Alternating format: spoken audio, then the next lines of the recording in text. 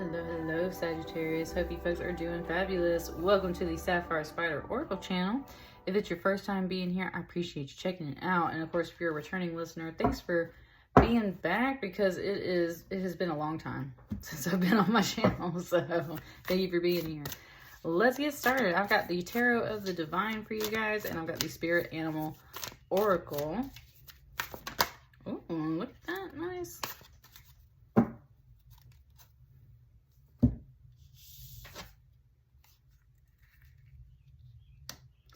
Wanted to just come out and talk. So, Buffalo Spirit, the abundant universe will provide. I really enjoy Buffalo Spirit. I've actually, I remember when I was really starting to first pull this card and work with it, all of a sudden I had this vision one day of like a little baby buffalo on my bed. And no kidding, like the next day was when I got this like tax thing. I think it was during the pandemic. I got this tax deposit into my account, and it had something to do with having a kid. So it was one of those things where I was like, whoa, right? Like it just felt like they sent me a little baby buffalo in that vision to help explain that like it was money for a kid, right? It was like baby abundance or something.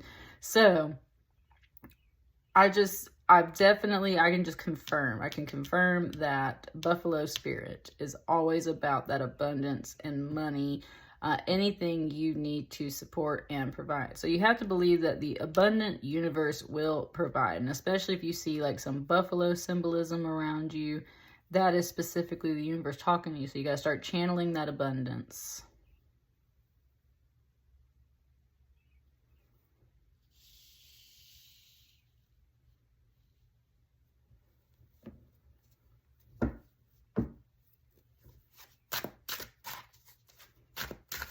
Kind of like right there. I had me noticing the nose ring. It had me noticing the number 10. So the number 10 could be important for you. Oh, hang on. Kind of jumping all over the place. There we go. There's one card that wanted to come out. All right. Let's open up with the tarot and see how we want to expand this message. What are your spirit guides saying to you?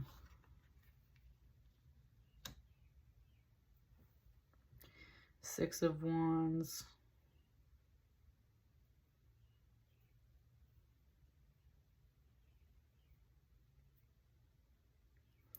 It's just bringing the actual story behind this. This is not a fairy tale. This one's actually more of a historic tale. So this particular like tribal princess, her fate was to just be married and that was it, basically.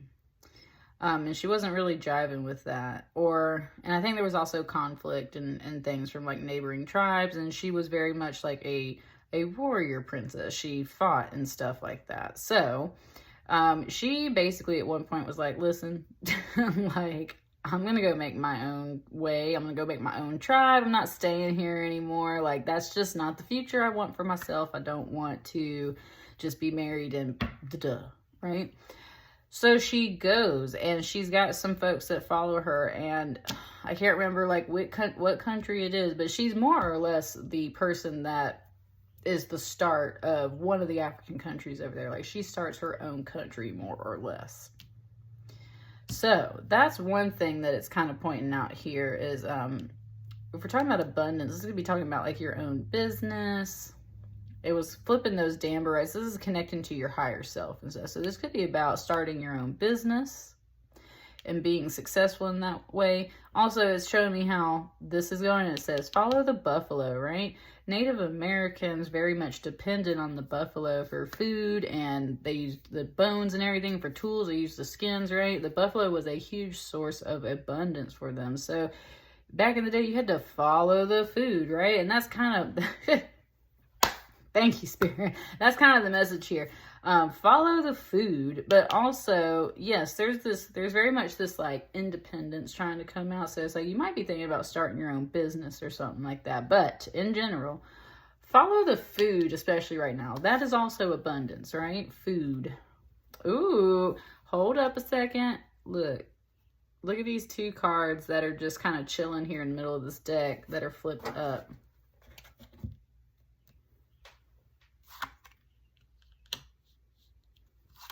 Got the Sun card and you got Death. I think those definitely, ooh, it said those belong to you. It said those belong to you. Okay, those belong to you. You got two major arcana here. They were kind of tucked away. They were kind of hidden. They were kind of like in the deck right here. And I just happened to notice them.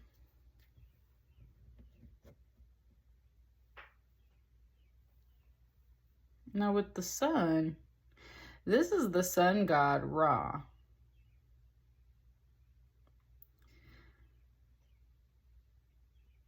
Making his way kind of across the Nile in this boat.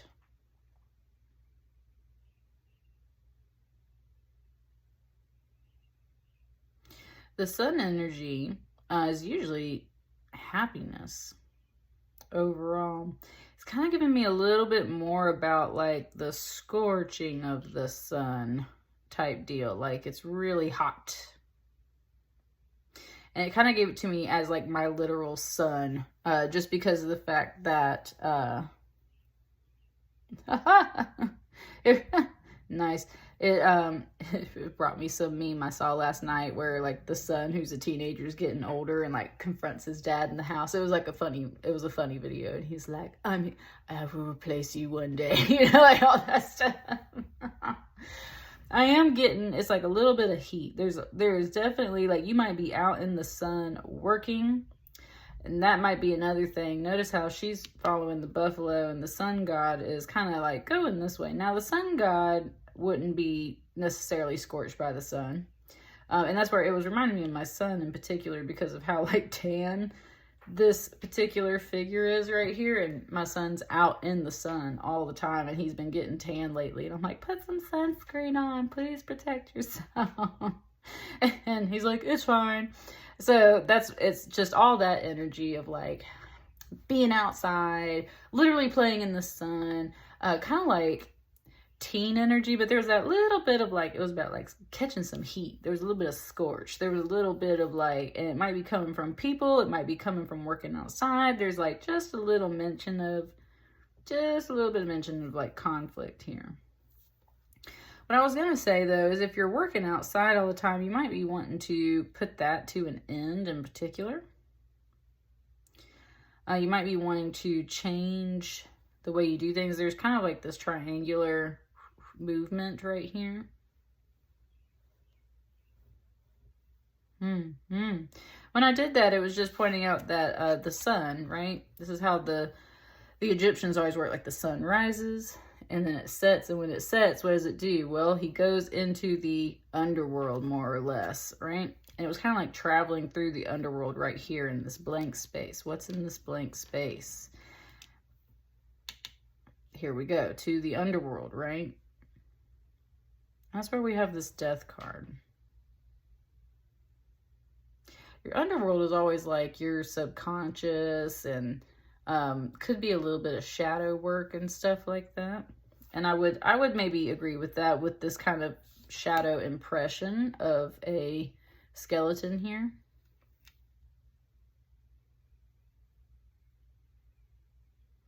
This particular fairy tale is always about how, like, she wasn't supposed to look behind the curtain. It was supposed to be, like, a month. Like, she wasn't supposed to look behind the curtain for, like, 30 days. Because this king was supposed to be her husband or something, right? She's not supposed to look behind the curtain.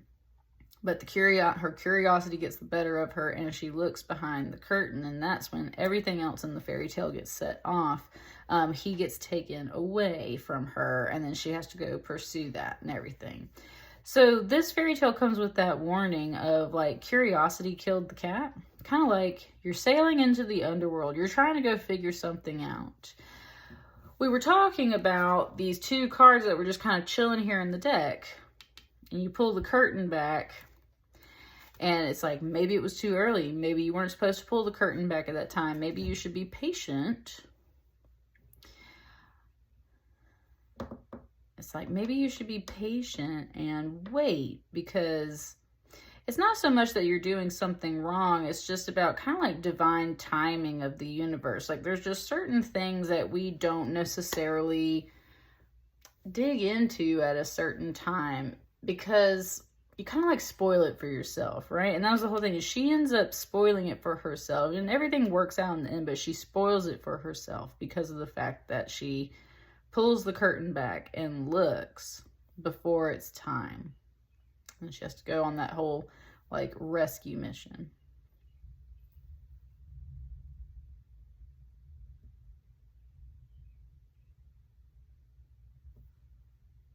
And it just like got quiet again.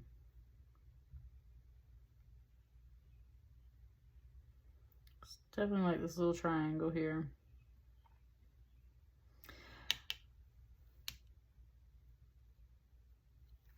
Coming back to like abundance, it's kind of one of those things like, I think you have questions before you just like venture off.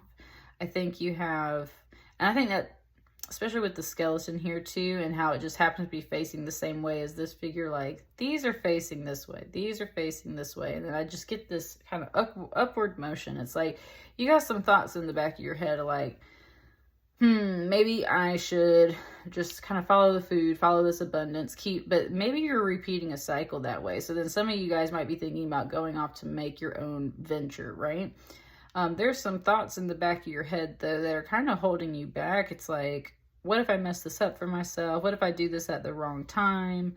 I don't know. There's something about that there where it's just like, what if I spoil this for myself? Type deal. Oh, yeah, that card that just popped out there. Yeah, you got some anxiety under there.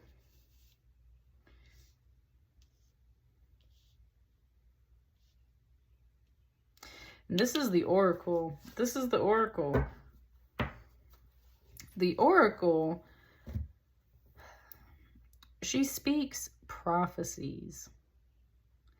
But the thing is like, the oracles even sometimes don't really understand what the riddle is that they're saying. It's kind of one of those things like when you're really channeling some of those messages, it's like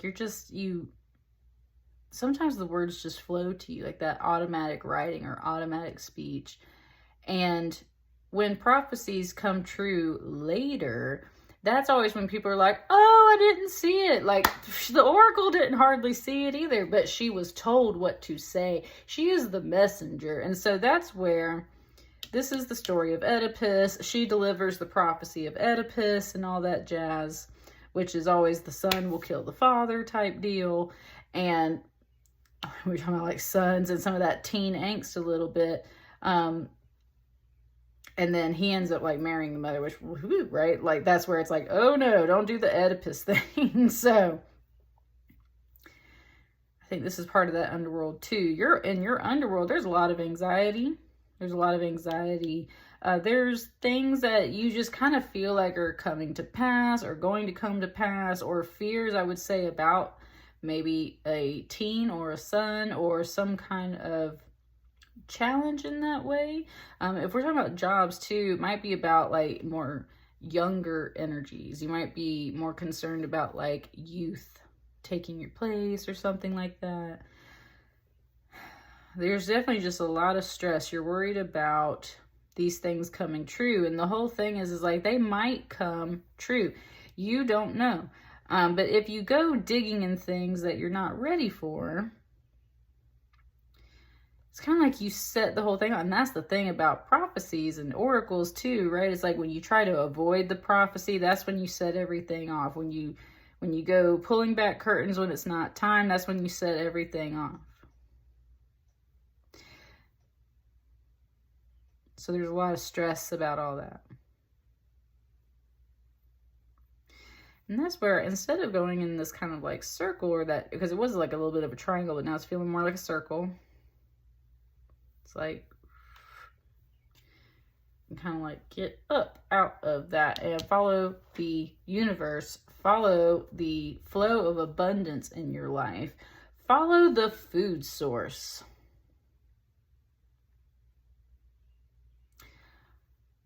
Following your anxieties is not the way to operate in your life. It said something like turn that frown upside down, right? These swords are all pointing down, and then her spears are all pointing up. Sorry, let me straighten that crystal. Her spears are all pointing up, and that's where it's like, that's what I'm saying. It's like turn that frown upside down. Like, you got to look at this in a more positive way. There's a lot of anxieties about all this abundance and everything. And it's not that they're completely unfounded. It's just like some things are going to happen sometimes, and you can't sit around and worry about it all the time. You've got to sail through that. That's where you do have to hold on to some of this happiness with that sun energy and sail on through that. Maybe there is something here to be revealed, and it could just be like there's something that needs to end within yourself, because the death card is always an ending. It doesn't have to be like somebody or something gets wiped out. It could just be about a certain aspect. What is it? Well, maybe it's this anxiety, right? Maybe there's a lot of future things to come that you can't control anyway, and it doesn't matter what you do, they might transpire anyway. So instead of like sitting here and trying to figure everything out and going around in circles, why don't you just go make your own path, like make your own way, follow that abundance.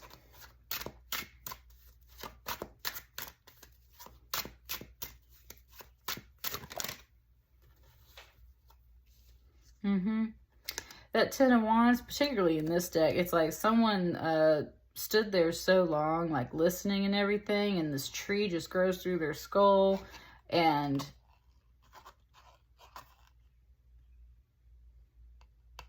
it's like a father figure that sat, they were looking for their child, their daughter or something, and it took so long, and they never found them, that they just like died in that place, and they just, right, this tree grew through their head, through their ear, where they were listening in the ground.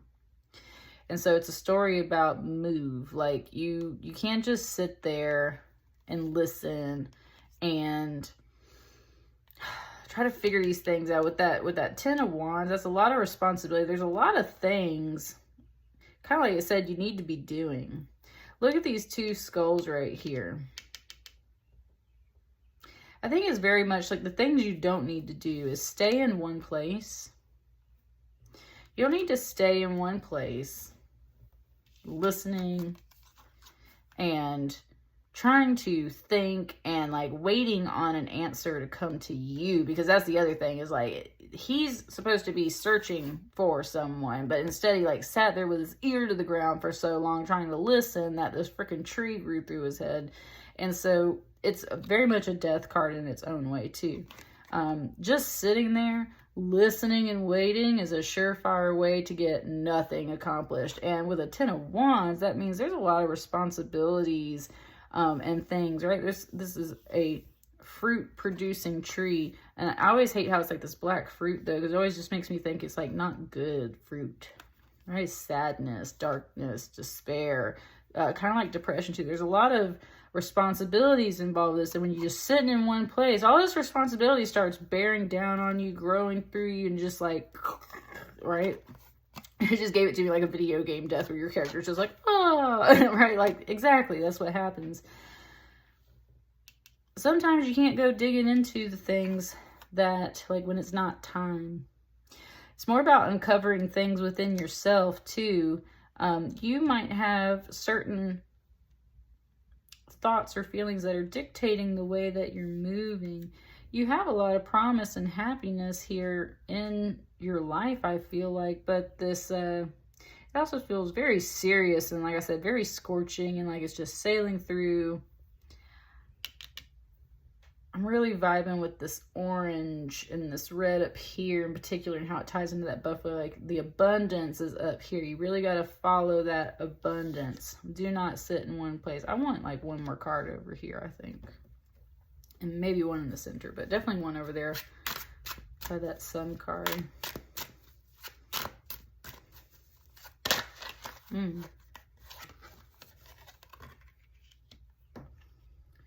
Eight of Wands.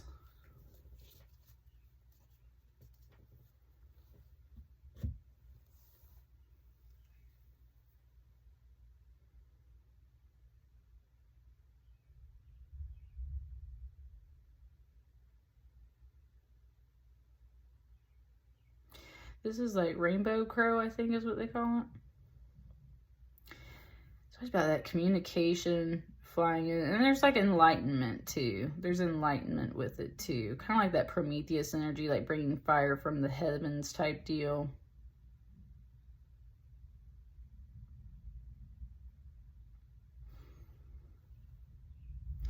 It was kind of comparing the way that this part of the sky looks to the way the smoke looks over here in the Oracles card in this Nine of Swords. And it was kind of just saying how there's different ways to channel that information.